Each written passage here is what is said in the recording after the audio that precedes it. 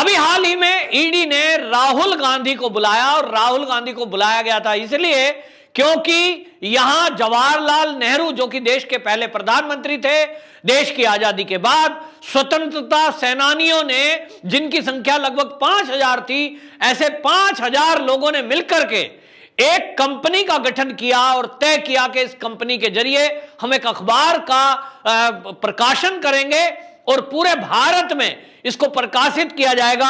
और वो कंपनी जो थी उसका नाम था एसोसिएट जर्नल लिमिटेड, एजेएल। और इस एजेएल ने एक अखबार निकालना शुरू किया, नेशनल हेराल्ड। नेशनल हेराल्ड नाम का अखबार निकला। एजेएल ने भारत के अलग अलग शहरों में ऑफिस खरीदे, ऑफिस खोले और करोड़ों रुपए की प्रॉपर्टी बन गई। लेकिन यह अखबार उन स्वतंत्रता सेनानियों ने जो खड़ा किया था, धीरे धीरे घाटे में आता चला गया। 2008 आते आते ये नेशनल हेराल्ड नाम का अखबार बंद हो गया। इसके बाद 2010 में कांग्रेस, जो आज सोनिया गांधी, राहुल गांधी हैं, इनके हाथ में है, 2010 में एक नई कंपनी बनती है।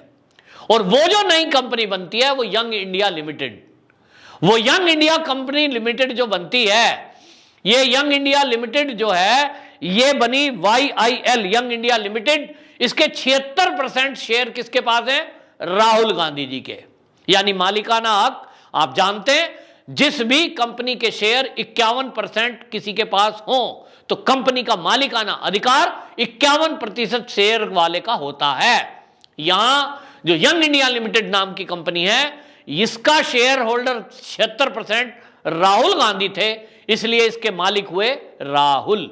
अब राहुल गांधी ने जो ये कंपनी बनाई यंग इंडिया लिमिटेड, इसमें जो पैसे लगाए वो किनके थे? वो आम कांग्रेस के कार्यकर्ताओं के पैसे थे, जो चंदे का पैसा है, पार्टी फंड जिसको बोलते हैं। पार्टी फंड से कुछ पैसा निकाला, यंग इंडिया लिमिटेड नाम की एक कंपनी बना दी।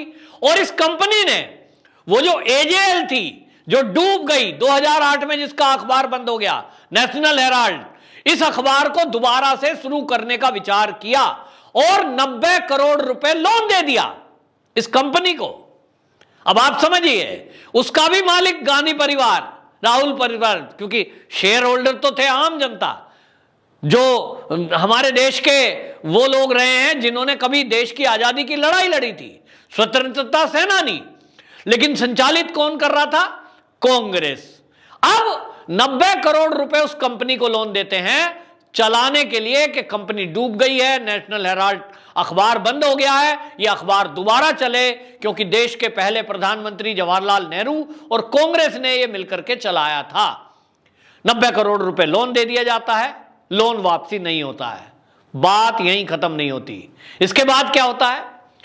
पेपर तैयार होते हैं और वो जो कंपनी थी एजेएल, उसकी सारी संपत्ति जो कि पूरे भारत में जगह जगह प्राइम लोकेशन पर ऑफिस थे, वो सारे के सारे ट्रांसफर कर दिए जाते हैं और वो ट्रांसफर हो जाते हैं यंग इंडिया लिमिटेड के नाम। क्योंकि ये आपको हमने लोन दिया था 90 करोड़ रुपए का, वो वापसी नहीं हुआ, कंपनी डूब गई है और ये अब हमारा हो गया। राहुल गांधी ने राहुल गांधी को ही लोन दिया, राहुल गांधी ने ही राहुल गांधी को संपत्ति ट्रांसफर कर दी, राहुल गांधी ही अब कंपनी के मालिक बन गए। पहले वो जो एजेएल थी उसके भी मालिक राहुल गांधी और सोनिया गांधी थे, आज ये सारी प्रॉपर्टी के मालिक भी राहुल गांधी और सोनिया गांधी हैं, क्योंकि 76% शेयर होल्डर अकेले राहुल गांधी हैं और 24% में उनकी माता जी भी शामिल हैं। यानी मां और बेटे मिलकर के 2000 करोड़ रुपए की संपत्ति के मालिक बन गए। 1 रुपया जेब से नहीं लगाया।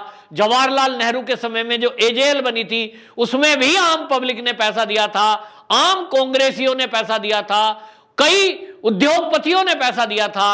और आज जो 2010 में यंग इंडिया लिमिटेड कंपनी बनी है उसमें भी 1 रुपया ना तो जो है रॉबर्ट वाड्रा का है, ना प्रियंका वाड्रा का है, किसी का नहीं है, आम पब्लिक का है। कुछ उद्योगपति हैं, उन्होंने भी कभी कभी इसमें दान दिया है। लेकिन अब आप खेल समझिए कि वो जो एजेएल थी, स्वतंत्रता सेनानियों के पैसे से बनी हुई कंपनी, प्रॉपर्टी, ऑफिस, वो सारा का सारा मालिक हो गए अब राहुल गांधी। राहुल गांधी जब चाहें इन प्रॉपर्टियों को बेच सकते हैं, इनसे पैसा कमा सकते हैं, और यह पैसा होगा राहुल गांधी का। आम पब्लिक का प्रॉपर्टी उससे खड़ी की गई, और इसीलिए सुब्रमण्यम स्वामी ने यह कंप्लेंट की ईडी को कि इसमें यह जांच की जाए। बाकायदा कोर्ट को की थी उन्होंने कंप्लेंट, और कोर्ट ने जब पेपर देखे, और यह सारा खेल जैसे मैं आपको बता रहा हूं, थोड़ी देर में कोई बुद्धि रखने वाला समझ जाएगा कि जवाहरलाल नेहरू के टाइम पे जो एजेएल था उसमें जवाहरलाल नेहरू का कुछ नहीं था। 5000 स्वतंत्रता सेनानियों ने पैसे इकट्ठे किए, कंपनी खड़ी की, रजिस्टर की, भारत में जगह जगह ऑफिस खोले, बिल्डिंग खरीदी, तो पब्लिक का पैसा था। लेकिन जवाहरलाल नेहरू जी चले गए, उसके बाद कांग्रेस के कार्यकर्ता और इंदिरा गांधी, उसके बाद सोनिया गांधी और राहुल गांधी ये मालिक है। तो आज की डेट में मालिक ये। अब कोई कंपनी घाटे में गई क्योंकि वो प्रॉपर्टी शेयर होल्डर कोई बीच में कभी आ सकता था, आगे किसी के पास शेयर होल्डर के पेपर रखे होंगे तो वो दावा ना कर सके, और इसलिए क्या करो, वो कंपनी ठप दिखाओ, 90 करोड़ का कर्जा दिखाओ, और इसके बाद ये सारी संपत्ति ट्रांसफर कर लो। खेल ये हुआ है। तो कोर्ट में एप्लीकेशन सुब्रमण्यम स्वामी जो भारतीय जनता पार्टी के सांसद है उन्होंने लगाई, और कोर्ट ने बाकायदा जब केस रीड किया तो पाया कि घपला घोटाला हुआ है, और इसीलिए ये सारी जांच ईडी को ट्रांसफर की गई।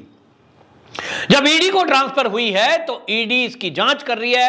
अब ईडी ये जानना चाहती है कि आपने जो वो स्वतंत्रता सेनानियों के समय में उनके पैसे से बनी हुई जो कंपनी थी वो ठप हो गई, वो बंद हो गई, यहां तक ठीक है, लेकिन आपने 2010 में जो 90 करोड़ रुपया कर्जा दिया उस कंपनी को, वो बताइए कहां से लाए थे, उसका स्रोत क्या था? क्या राहुल गांधी जी आप कोई नौकरी करते हो?